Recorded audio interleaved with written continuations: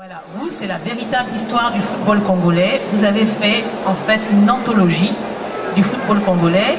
Vous êtes un passionné du football congolais. Vous racontez comment ça a démarré, avec toujours, bien entendu, là, c'était au Zaïre, là, enfin, Zaïre, RDC, je ne sais jamais comment ça s'appelle. Moi, je connais les anciens. Congo le belge à l'époque, hein, on va faire simple. Et puis, c'était là, le Congo, donc... le Congo français, le si vous Congo voulez. Brazzaville, voilà, on va faire les villes.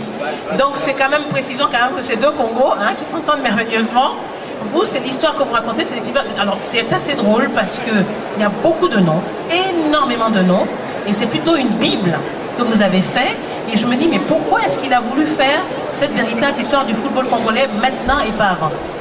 Bien, c'est pratiquement après 48 ans de professionnalisme dans la presse sportive que j'ai écrit ce livre.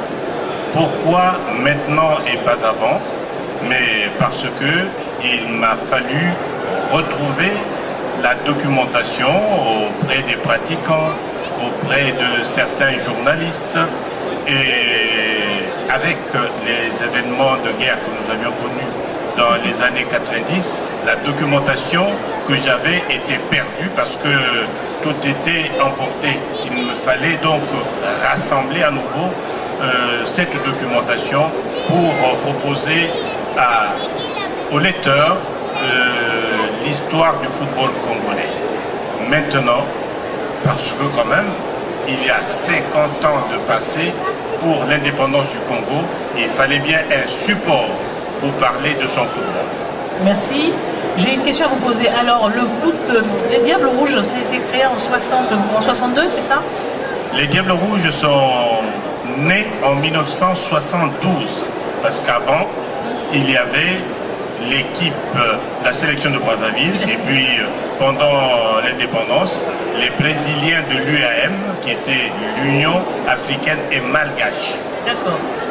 Vous avez joué contre Madagascar avant l'indépendance, enfin vous, les Congolais ont joué contre les Malgaches avant l'indépendance, et je me dis, mais quelle équipe a joué, quelle sélection? C'était la nationale, c'était des clubs?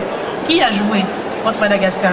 Contre Madagascar, ça ne pouvait être que l'équipe nationale. Elle est née avec l'indépendance en 1960. Et quel nom portait-elle? Elle portait de la sélection nationale du Congo. C'est Tout l'équipe simplement. du Congo, tout simplement. Donc les Diables Rouges, c'est arrivé donc 10 ans plus tard. Oui, c'est arrivé 10 ans plus tard. D'accord. Alors quand on voit la sélection, quand on lit un peu tout ce que vous avez écrit, quand on voit le parcours donc de l'équipe du Congo, je ne veux pas être désagréable, mais il y a effectivement, ils ont beaucoup joué. Hein. Je sais qu'ils sont des amoureux, il faut le dire. Hein. Les Congolais aiment le foot, hein. Ils aiment le foot autant que le pays voisin, mais ils n'ont pas beaucoup brillé, à part bien sûr des années en 72. Vous nous parlez au moins de la victoire de 72, parce que c'est une des années phares du football congolais. Non, mais il faut dire que concernant l'équipe nationale du Congo, l'histoire du football congolais de Brazzaville est à cheval sur l'histoire du football congolais de Kinshasa, à cheval sur l'histoire du Cameroun, à cheval sur l'histoire du Gabon, à cheval sur l'histoire du Nigeria, du Côte d'Ivoire, parce qu'il y a eu des derbies entre ces différents pays. Maintenant, les premières victoires de l'équipe nationale du Congo datent de 1965 avec l'organisation à Brazzaville des premiers Jeux africains.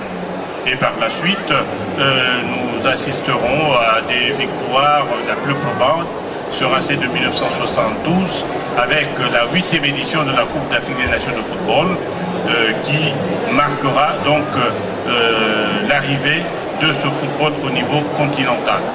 Au niveau des jeunes, il y a eu également des victoires, comme en 2007 avec la CAN Junior remportée par les Congolais, comme en 2011, les cadets qui sont 3e, donc sur le podium africain, et la francophonie qui date de 1989 avait vu les Congolais monter en grade. Ils sont médailles de bronze, ils sont médailles d'argent et en 2011, les voilà médailles d'or. Donc, en plus de cela, il y a des clubs qui ont marqué cette histoire du football congolais. Et Bonga Bonga, qui est à côté de nous, a joué dans son équipe du cercle sportif Imana avec un certain Massengo Fumanchu, qui est congolais et qui a joué dans son équipe où il a été le meilleur joueur du pool. Donc, meilleur joueur de Brazzaville et de Kinshasa. Voilà pourquoi je vous dis que notre histoire se confond. D'autre part, Moukila Paul Sayal en 1974 est le numéro 1 du football continental. Et 1974 toujours, c'est le club athlétique Renaissance Aiglon qui est champion d'Afrique. Nous parlons maintenant de la Ligue des Champions. 2012, c'est l'AC Léopard de Doulizi qui remporte la Coupe de la Confédération africaine. Voilà quelques faits qui marquent ce football congolais.